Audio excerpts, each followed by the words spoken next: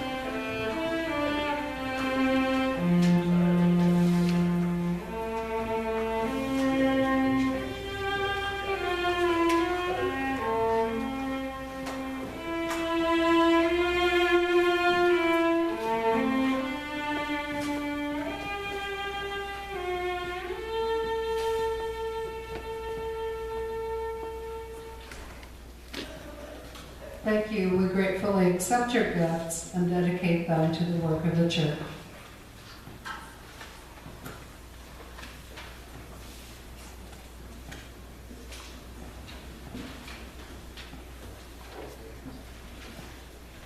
Please turn now in the back of your hymnal to responsive reading 573, which is a Mother's Day proclamation by Julia Ward Powell.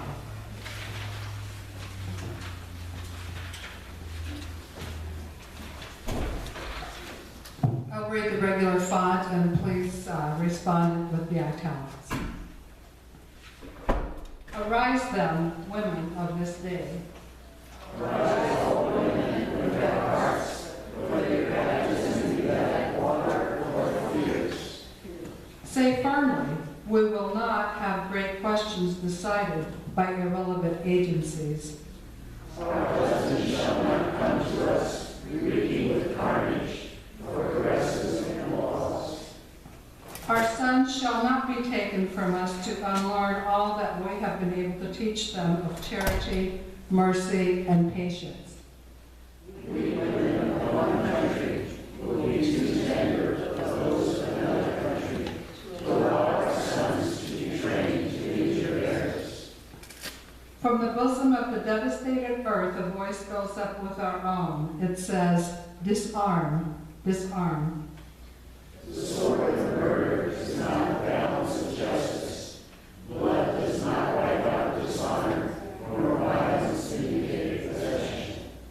As men have often forsaken the plow and the anvil at the summons of war, let women now leave all that may be left of home for a great and earnest day of counsel. Let them meet first as women to bewail in memory of the dead. Let them then solemnly take counsel with each other as a means whereby the great human family can live in peace. And each bearing after her own time the sacred in rest, not of Caesar, but of God. Next we will sing hymn 91, Mother of All.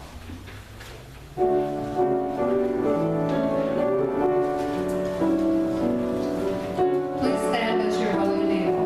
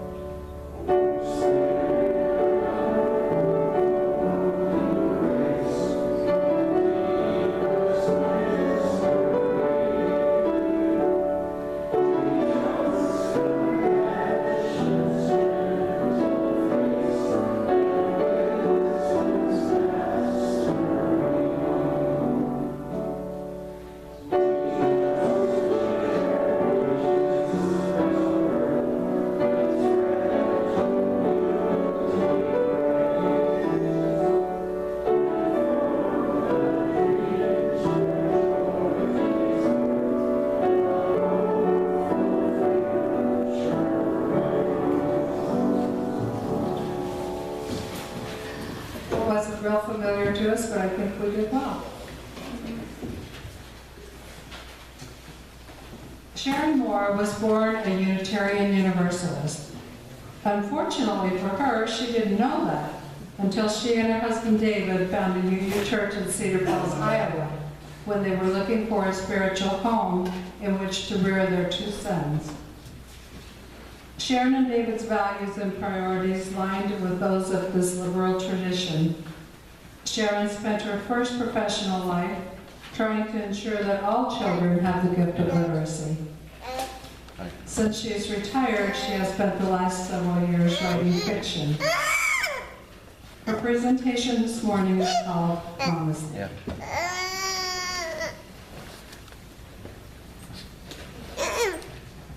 Good morning. UU hymnals don't have a lot of Mother's Day sorts of songs you might want. We're a band, you know. Mother, that which produces something. Origin, source.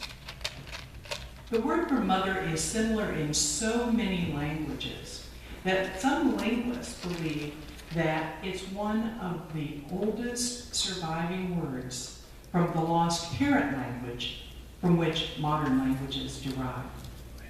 Welcome to the Mama's Day service. We skipped church 1 year ago today. My mother had died the fall before, and I couldn't face yet the focus on mothers when I'd so recently lost mine. Many of you in this congregation are missing your mothers today as well. That origin, source of you.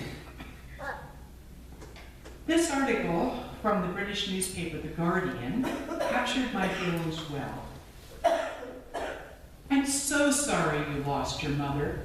Sounds like they might have left her at the mall or in their pants pocket. It doesn't even begin to convey what I understand about losing your mother. That even if her death came peacefully after a long struggle, it still feels like a wrenching severance, an amputation. We've not lost our mothers. We say that to be polite. But in truth, we've become unmothered. Like Marie Antoinette was unheaded. Or that wilderness hiker who sawed off his arm was unhanded. It still feels violent. It feels raw and fundamental. A pain that reaches all the way down to your ligaments and bones. Our mothers were our first firmament, literally, our first homes, the universe from whose substance we were formed. And while this is a pain all creatures foreborn must face, it does not make saying goodbye to your mother any easier to do. To my grieving friends, I would say, brace yourselves. Grief on this scale is like a physical object that the body must expect. The theme for this month is letting go. And letting go of our mothers, as so many of us have, is not an easy thing. I asked to give this service because I was able to let go. Not of my mother, but of the pain of her loss. Yes, acceptance does follow.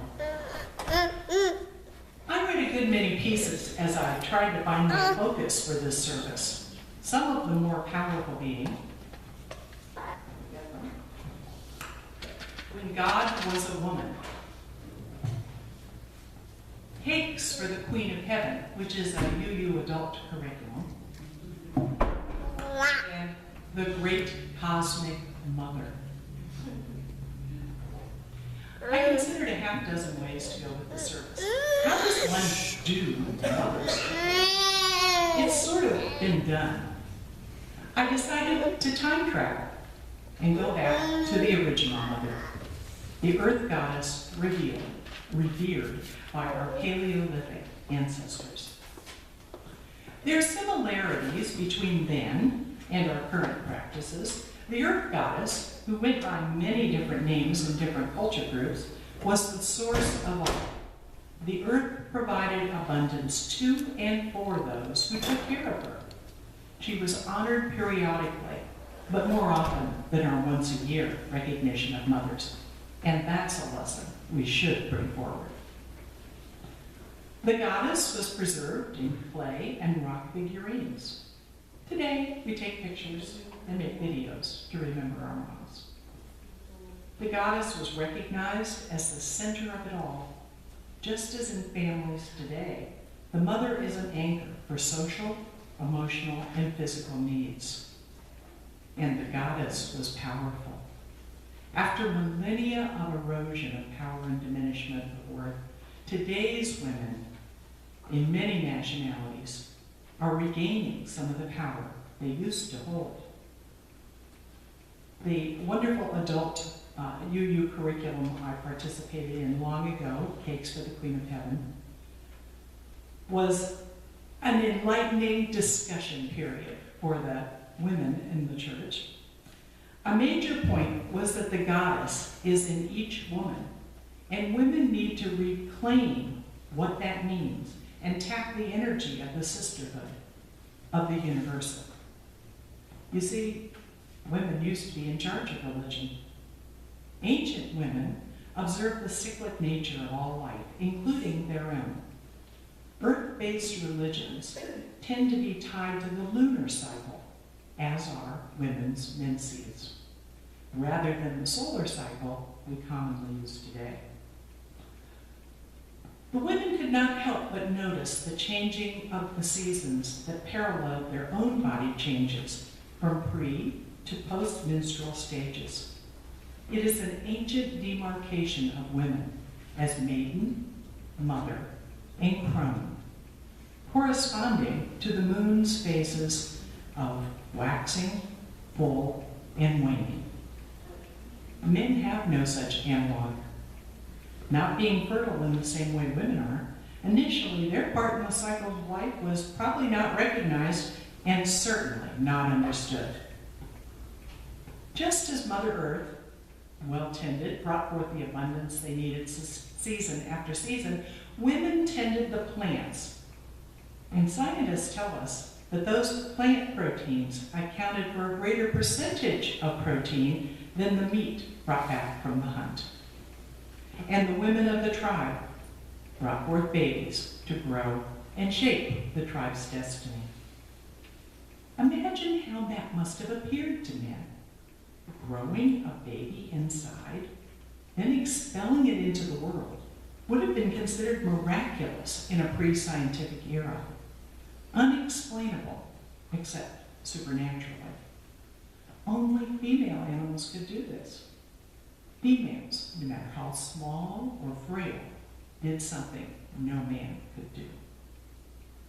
Being so powerful as to bring forth life and to nurture their families just as the goddess nurtured them made perfect sense to these people.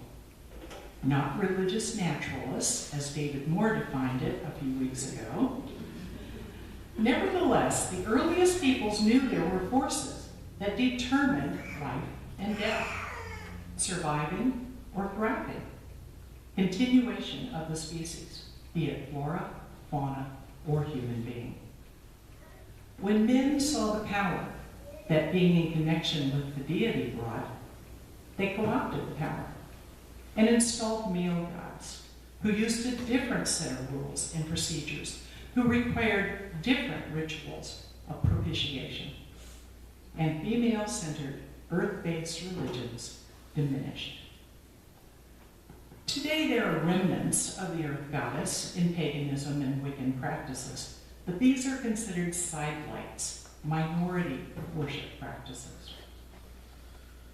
Never mind that science has determined that all of us, male and female alike, indeed all mammalian embryos, are anatomically female during early fetal development. In actual fact, Genesis got it wrong. First, woman was created, and then, by variations on a theme, men developed. So men, embrace the sacred feminine in yourselves. I recently read the first book in an intriguing dystopian science fiction series called The Last Girl. The premise is that worldwide, the birth rate of females had fallen from nearly 50% to 1%. Women are kept captive and studied. Attempts are made to make them bear female children again. But with all of them, at one point in fetal development, all the fetuses become male. The human race is doomed. Except, there is an exception, because it's a novel. It is worth understanding that even Judaism, an early monotheistic religion, recognized at one point goddesses who shared power with Yahweh. Jewish historian Raphael Patai's book, The Hebrew Goddess, used anthropological and textual sources to make the case for the earliest version of the Jewish religion. From the Hebrew, we have the first woman's name, who, by the time the Old Testament was written, men controlled. Eve's name means mother of all living. Could this be a nod to the goddess roots in Judaism? But the image of mother as the power base and as the center of it all became localized. Mary may be the most famous mother of them all. Idealized and idolized by the Catholic Church, by dogma, Mary could not engage in carnal relations as ordinary women did. Mary had to be untouched by a man. Translations are interesting. And I took Greek in college because I thought that would be fun.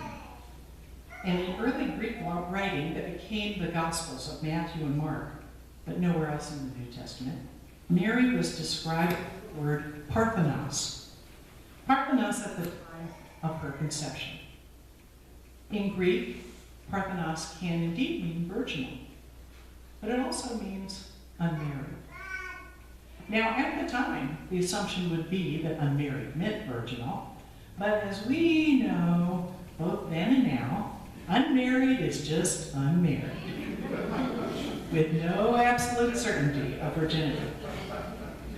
To elevate Mary, to ensure buying into the assumption of Jesus' divinity, early church men perpetuated the story of the virginal Mary. Jesus' birth is a miracle. It is impossible without divine intervention. Indeed, many myth stories use impregnation by gods as a way to create human divine persons. Except that in nature it happens. There are multiple examples of virgin births by species bent on propagating themselves, even if unconventionally. Asexual reproduction occurs in both plants and animals in nature. Among animals, more than 350 species are only able to reproduce asexually, and another 1,500 can choose to produce sexually or asexually. Science tells us a virgin birth is merely a variation, not a miracle. If there is an historical Jesus, I personally subscribe to the notion that Mary and Joseph, betrothed, consummated their union. Jewish tradition had two stages of marriage: betrothal